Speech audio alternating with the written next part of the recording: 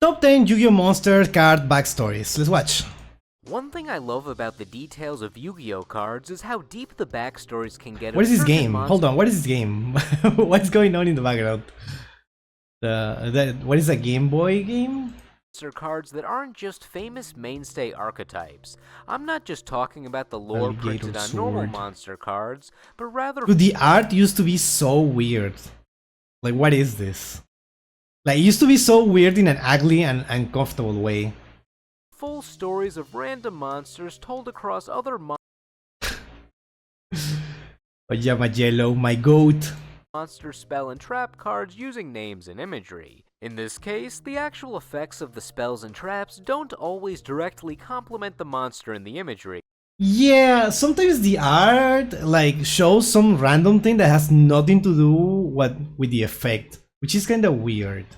Unlike a spell that is meant for a certain monster, like Release Restraint for the Gearfried line. In this video, I'm going over my favorite instances of monster cards that received this treatment, and I'll be doing my best to interpret these stories. Oh, nice. Even if I have to rely on my own personal speculation for some more ambiguous parts and ordering. So consider that a disclaimer. Also, AT from Software Agents Corp is joining me for bits of this video because the more the merrier, and Yu-Gi-Oh! Is very merry. Call me the godfather of games. Now with that pesky intro out of the way, it's time to piece together the top 10 Yu-Gi-Oh! Monster Oh, this is a top 10. Okay, interesting. I didn't realize. I know I read I know I read it, but I didn't fully like process that it was gonna be only 10, right? Because this is 20 minutes long, so I expected more than 10. Sorry, I'm brain rotten right now. Abyss, do you want to hear a story about a guy? I don't know what I was expecting from Mr. Top 10 list. My bad. Who just can't win. He's like a combination of Baraka and Millhouse with his luck. What? He was one of dozens of normal monsters released in the first American TCG set that you'd think nothing of with his poor stats. But someone at Konami either had some bottled up hatred for this demon in need of a manicure, or they were intrigued by his card lore, which states he once had the power to rule over the dark. We learned he was demoted by Dark Ruler Hades, from King of Hell to random demon guy. Oh no, poor guy, he fell off. They should make a version called Dethroned King of the Abyss. The former king devises a plan to get his old job back, executed on the card Hatebuster. Where the king uses, is that a bomb? That's some otherworldly dark... What could that be? What could that be? Dark magic right there. I think this bomb had a substance in it that drained Hades of his power, allowing the king to use his mind drain skill and a few other spells on Hades to kill him and take his power. Oh wait, this is the guy. I just noticed. This is the guy. From that ruler no more. Yeah. What am I? It's always the same guy. You know, I never thought about it. Yeah, that's the guy. That's the guy. I don't know why I never like connected the pieces. It backfired quite a bit though, as someone seems to have used the anime version of Call of the Haunted on Hades and brought him back as a zombie. Now revived Hades throws the king into some hell magma. But apparently the king's okay in powerful rebirth with seemingly more power than before. Finally, the Dark King can win after his past failures. Can he? No Destruct Potion shows Hades knows what he's doing and successfully pulls the reversal, leaving the... Okay, but how do you know that's the order of things? Dark King to die at the hands of the Archfiend Emperor. Hope you like Pandemonium, Dark King. Number 9, the Huge Revolution Gang of Monster Cards. Okay, I really like this. I've seen a few of these, and I think these are really cool. Initially, I thought this was just a self-contained series since it combines the forces of 3 monsters. They are hating on this person because because they have green hair. They don't like it. They don't like that. Cards showing the stages of a revolt. Oppressed people, people running about, and united resistance. However, that's just one part of a major story involving these cards. You know what? I used to have these cards when when I was a child and I had like my fake Yu-Gi-Oh cards because I was poor and Peruvian. Um, I used to have this, and I used to think they were like made up, that they were fake, that someone just put like a random image from something else in a Yu-Gi-Oh card. Um, yeah, I don't know what to tell you. They don't look like Yu-Gi-Oh. Like, what is going on here? If they were, it seems like they would be like spell or trap cards, right? Why are they monsters? I don't know. They tie in with the King from the Tyrant series of trap cards. Wait, they are from the same thing? They are from the same thing? Whoa. There are a few cards with a lot of place, out of place feel. Yeah. They feel weird. They feel like they are not part exactly of Yu-Gi-Oh. These specific cards fill me with so much nostalgia, right? But not this one, right? But the other ones. They look so old, but at the same time they don't look like Yu-Gi-Oh. But I know they are, but it feels weird. Oppressed People is actually not that bad for the old days since 2000 Defense. Yeah, I can see that. Yeah, Tyrant King is just old school lore of being oppressed and uprising. Dude, I love this. Who is seemingly different than the Imperial Order King, but that's a tangent. These people were under the proverbial foot of this emperor who went on a rampage of power. Dude, I want to see him. Well, actually, I feel like the censorship improved the design because he used to be.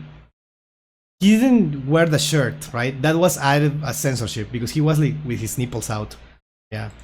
And a vacation, which was apparently too hot for TV with his toplessness according to the international releases of his cards. They gave him an undershirt to cover up his partial nudity. As the tyrant gets more unreasonable with his physical actions, the kingdom gradually takes away rights from its population, which cards depict as oppression by the royal knights. We then get the 3 monster cards. But are they actually related? Slowly forming until the huge revolution begins. And then it fails. Thanks for playing. However, the reversal is reversed, since the rest of the population and his own guards are fed up with this emperor's unruly. You know what it is? Because the art for the previous cards looks so... I don't know, so... I don't want to say realistic, right? But now this looks like too anime. Look at these guys in the background. It's just too anime or cartoonish, rather. I don't know if it's anime or cartoonish. The thing is, like, it's definitely more stylized style. I don't know. We know this is real lore stuff because of an old Master Guide stuff. Oh, interesting. I didn't know that. Yeah, it's more like cutesy instead of serious like the previous ones. Behavior. So the whole kingdom rises up against him, and then his superior demotes him to peasant. What do you mean superior? Isn't he the king? I probably would have tried to lay low if I were him. Maybe take off the now meaningless crown, shave the beard, you know, clean yourself up a bit. Number 8, Coach Goblin. Coach Goblin. I cannot imagine where this is gonna go. I have no idea. Oh my god, reminded the Rush Duel brought back the Huge Revolution monsters, but as ants. Yeah, I'm not even gonna ask. He's a lower king instead of the high king from Imperial Order. So there is different ranks of kings? I thought the king was meant to be the highest authority of their kingdom. So I guess some kingdoms are stronger than others? But there is like... from a different place, so it's not that one is superior to the other, like their boss. I don't know. Maybe I'm missing history lessons. Who knows? This is a little fun one. Coach Goblin had his best client, Giant Orc, in the ring against Desk Kangaroo. Orc lost, so Coach Goblin had to take the role of second Goblin and enter the ring. As you'd expect, he gets pummeled. The next part is a bit of speculation on my end. Okay. When taking his client on a tour of the underworld for some training to prepare for a rematch against the kangaroo, the orc misses the bus when getting ice cream, which is strangely cute, leaving Coach Goblin to take the tour alone. During the tour, Different Dimension Crazy Beast pulls Coach out of his own dimension, which you think would be the end for him. What is this called? Diddy Crazy Beast? What is this? That is such a funny name. Goblin, but he shows why he's the coach and tames this beast, finding a way back to his dimension. Wow. Maybe now he has enough hardened battle experience to challenge that kangaroo to a rematch of his own. And we'll get to what's going on in this card in a later entry because it's pretty interesting. Oh. Number 7. Wait, that was such a short one. That's such a short. That almost feels like the magnum opus of this idea. 3 different series of cards culminating in a whole little biblical saga. I'm sure we're gonna see that later. Well, this video is like kinda old. It's from 8 years ago.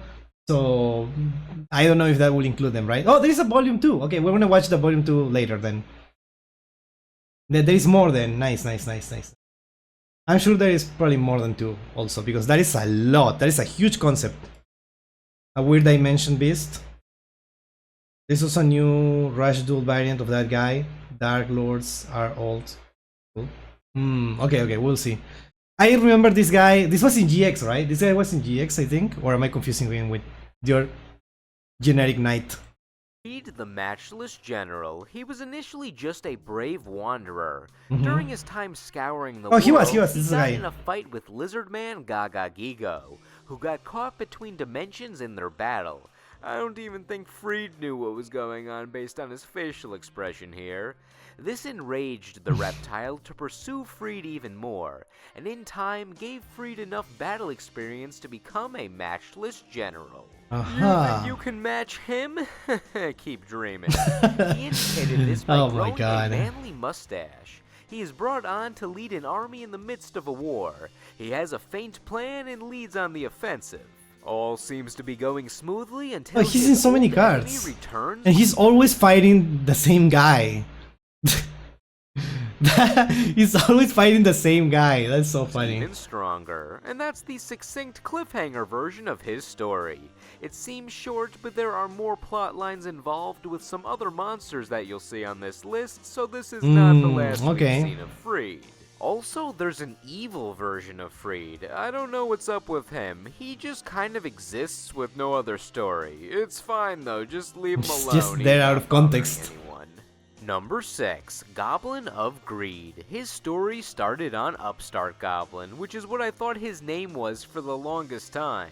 As someone who loved using the bad reaction to Simochi anti-cure deck, I'm familiar with this guy. Anyway, he lives up to the greed in his name. He seems to think he can get away with swindling or straight up theft using his charming smile. I've never seen the pot of greed so distraught. I've seen a lot of like this guy in a lot of cards, but I don't know if there is a storyline. I always assume like he was just meant to be like a the poster guy for greed, right, in cards. However, the greed karma caught up with him as he lost all of his funds. He might have been robbed by the wait, he's in this card? I never realized. I was always looking at the guys, at the scorpions. And I didn't realize that he was also in this card.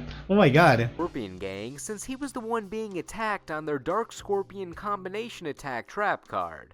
The goblin sticks to his old ways though, trying to sell his stolen pot of greed, only to get caught red-handed when the buyer discovers the handle is broken. At least the pot looks happy again. He attempts to regain his wealth with get-rich-quick schemes that never work. He devises his next plan, which— Dude, I hate this card. I know that this card like causes physical pain on me. Seems to be begging in an ironic twist compared to where he once was. Using these coins he received, he attempts to undo his actions for a little— Fine, discard 2 cards.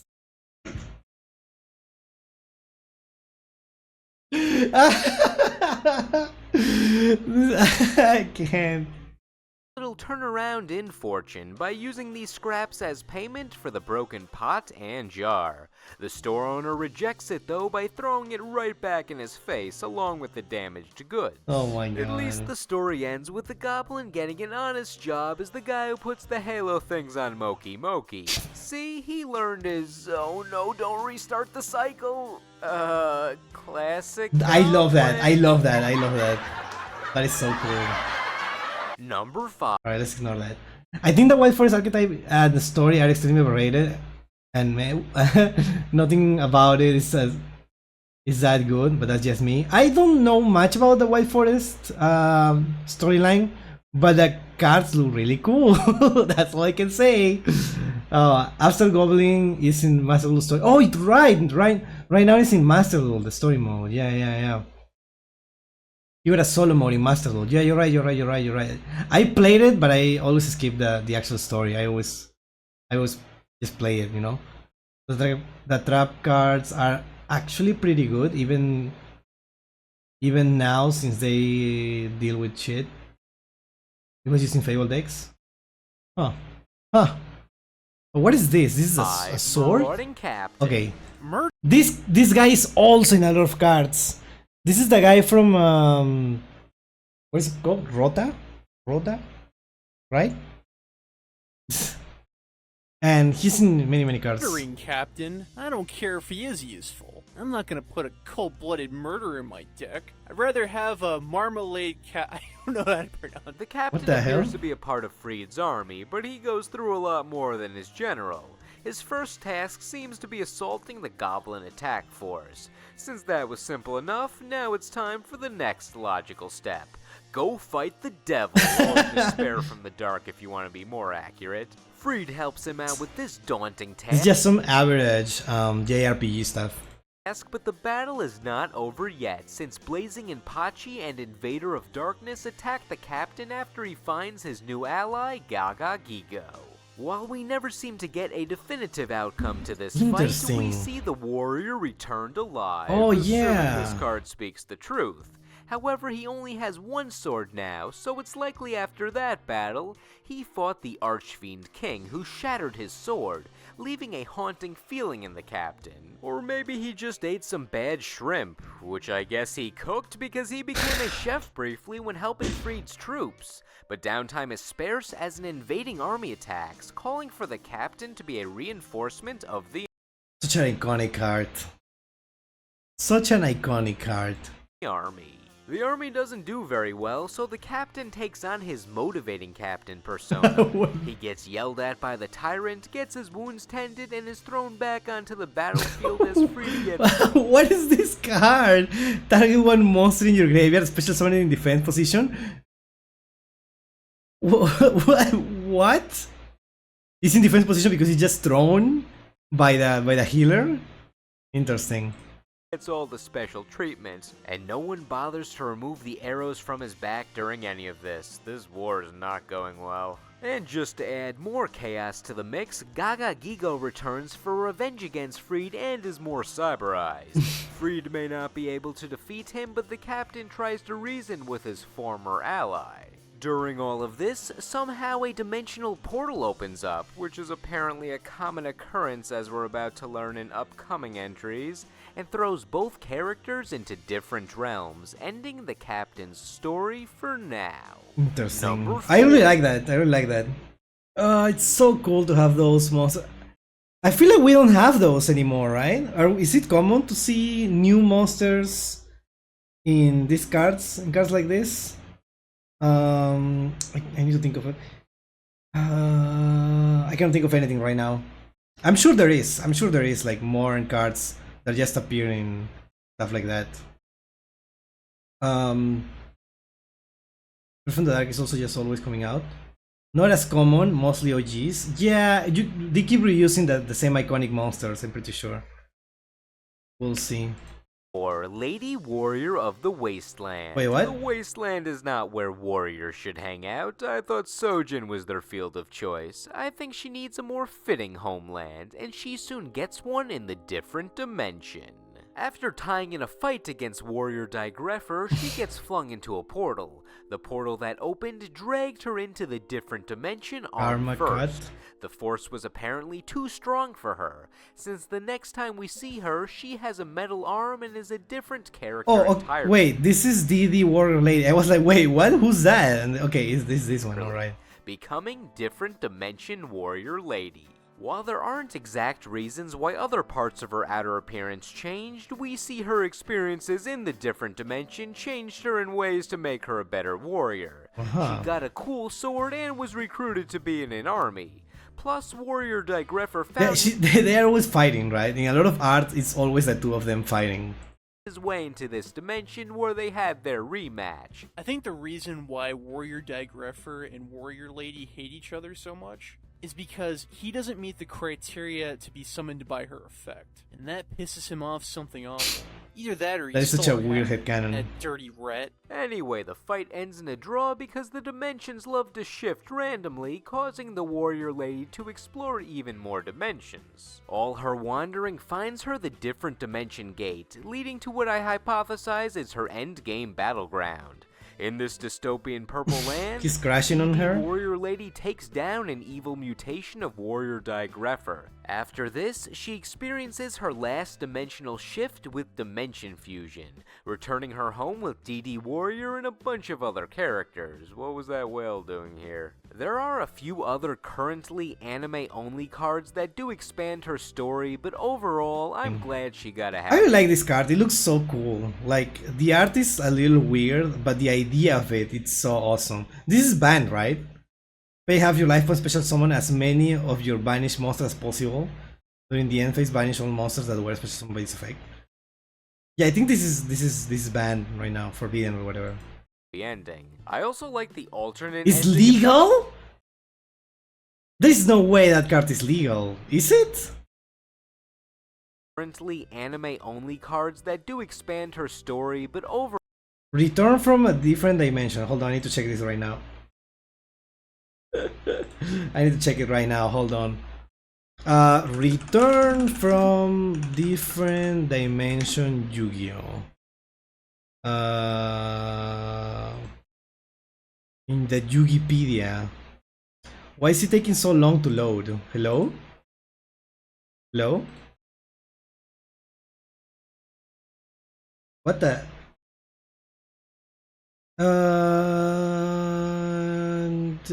It's forbidden. Or I'm confusing it. No, it's forbidden. It's forbidden.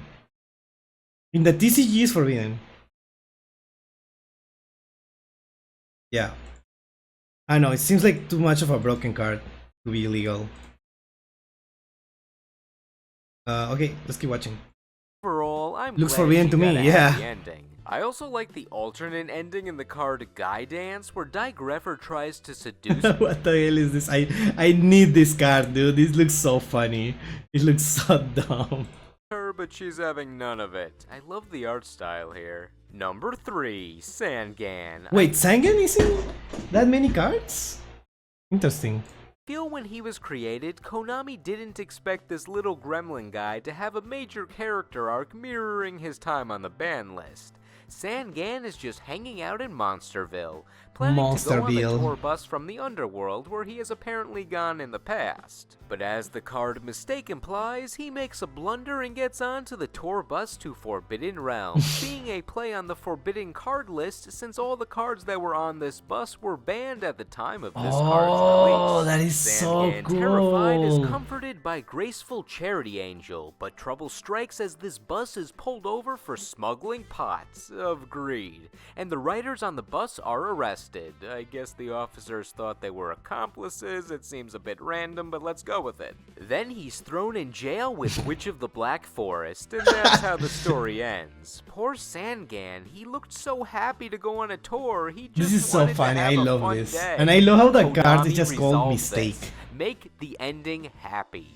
Unless the true ending is Witch and Sangan combine their powers to form Sandwich and escape jail, I'd accept that. Number 2, Warrior Digreffer. Oh, He this was is different from prevalent the in DD DD one. Warrior Lady plot, but let's look at his side of the story. Many cards depict him as a wandering warrior battling other monsters that stand in his way, like the Warrior Lady, or creating a team assembled in Cry Havoc and shown fighting dragons in the Allied Forces spell card. But his journey leads him to the paths of destiny, where this story branches out to multiple outcomes. By going down the light path, he might find the array of revealing light. I assume this light transforms him into either Light Ray Greffer or Ryu Senshi. I tend to think it's Light Ray if he goes down the light path, because I He looks so bad. He looks so ass.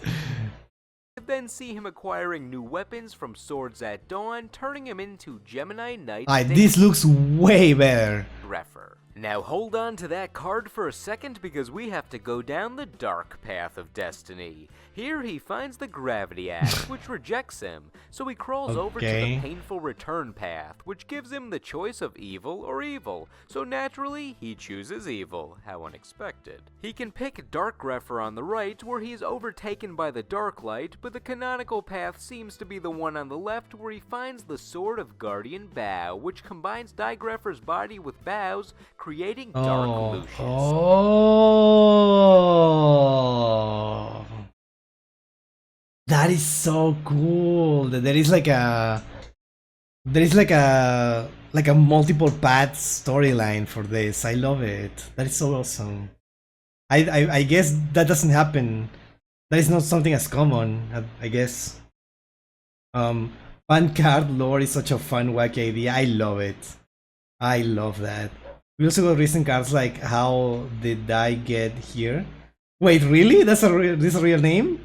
Which is TCG exclusive card that dealt with the field spells? Oh, that's awesome. Well, I bet we're gonna see those later. Lucius. Well, in a later video, not in this one, right? If it's kinda recent. DD Warrior Lady in whatever dimension they're in, who slashes him into some portal, which somehow puts him in a realm where Knight de Greffer also exists, showing a different dimension could be Yu-Gi-Oh's multiverse. Then Premature Return spits the Knight back out into the regular universe, one of my favorite parody cards, which may be why Lucius is still in the other dimension fighting the Warrior Lady, so switch around those last few scenarios if that's the case. The final twist in this is the monster called Eater of Millions may have caused all the dimension shifting, since the monsters on Premature Return are absorbed by him in card form on his card, showing a monster that exists outside the fourth wall may be the ultimate culprit. Honorable mentions are cool, so let's do some. Oh, thank God. And Pachi's involved in that captain story and the #1 entry, so he deserves a shout out. Basically, he goes from living tree man to tree man on fire to sad extinguished tree man to giant robo tree man. The royal similar fate. Imperial Order. This king seems to be different from the tyrant, but with a similar fate. There's a bunch of rebels that catapult rocks into his castle, which has minor differences from the tyrant's Oh, it's always the same castle? The rebels then storm the castle after weakening defenses. Did Yu-Gi-Oh! Really have two royal revolts happening at the same time, or is this king related to the tyrant and I just missed some? I mean, that is, I mean, not at the same time, right? But isn't that kind of what happens? Hello, Jankmaker. Welcome, welcome. That has like 7 variant stories. Whoa. Whoa. Thing. Anyway, that's all for the honorable mentions because it's time for the top pick. Alright, number 1. Is it Frog the Jam? No, it's not Frog the Jam. That would tear apart the fabric of reality if it was. But it is a green animal-like creature. Number 1 is the most extensive storyline I've seen, and he's intertwined with some of the others I've discussed so far. Oh, that's gonna be huge. Quite the name there. He was the first in his card line to come out, but in Gaga Gigo Begins, we learn of his origin as the tiny Gigobite. Even his card lore implies he has a large adventure ahead of him. In his youth, he hung out with Area the Water Charmer, and it was a merry day for all. By discovering the triangle power, Gigobite digivolved into Gigabyte, who did not do much for the story.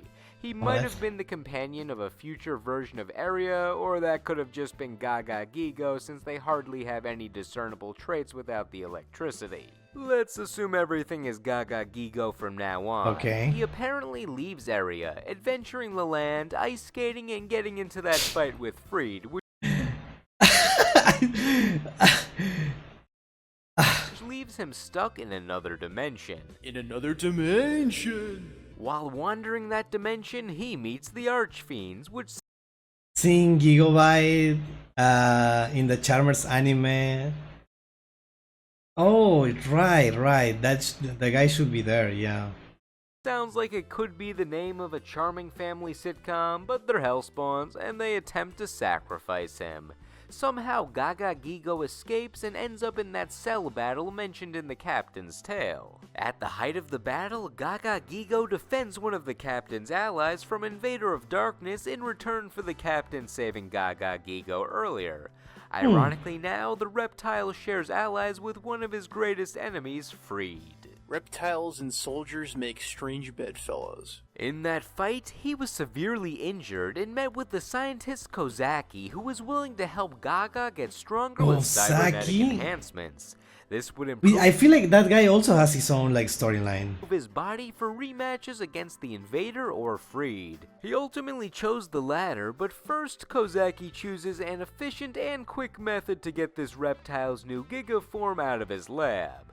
Freed seems to have acquired a draining shield though, which easily defeated Giga Gaga Gigo. With his madness increasing when trying to beat his rival, he seeks out Monster Gate, which powers him up even more. But as Go Giga Gaga Gigo's card lore Go Giga Gaga Gigo. states, he has basically forgotten why he's doing all of this and just lives to kill all those that stand in his way soullessly. He seeks out Freed once again, and marauding Captain tries to get through to his former ally to stop this insanity. Gaga seems to power up one more time, and the Captain throws him into another I never seen this one. That is so cool. dimension where the So reptile this is the guy that shows in the other cards. Okay, that makes sense. currently wanders. Maybe he'll get back to his old self someday, but that ends the current chapter of Gaga Gigo at this time. That was awesome. What That did was you awesome. think of I really these like it. You know what? I'm choices? Were there subscribing. I'm liking and backstories I subscribing. ignored that deserve video. recognition, or even parts of backstories I left out? Were all these tales the perfect bedtime story compilation? Let me know in the comments. Thank you all Right for now I cannot watching, think and of thanks an to obvious AZ one. for helping out. Check out his channel if you feel so inclined for video game reviews and other content. I've even done some guest voiceover in a few of his videos, like his Whoa. Did You Know Gaming parody anime edition I've mentioned in a previous video. Anyway, comment and click the clickable things if you'd like, and we will see you in the next video. Awesome. Awesome. Awesome. Awesome. Where is some obvious one that I'm missing? Honestly, I cannot think of anyone right now. I mean, I'm sure there is, right? But I cannot think of like an obvious one. I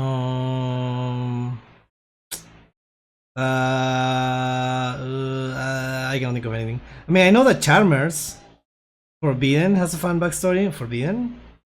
Oh, Forbidden, like Forbidden Droplets. Oh, you're right. Like the one from Forbidden Droplet, it's the Forbidden Chalice and Forbidden Lands. That's the one, the same like storyline with the Solemn cards, right? Also, the Solemn cards being God punishing the girl from Forbidden cards. Yeah, exactly. Oh well, there is Albas and Diablos. Yeah, but those are like more recent ones. Yeah. Well, interesting. We're gonna watch more of these videos definitely in the future. So yeah, thank you for recommending it.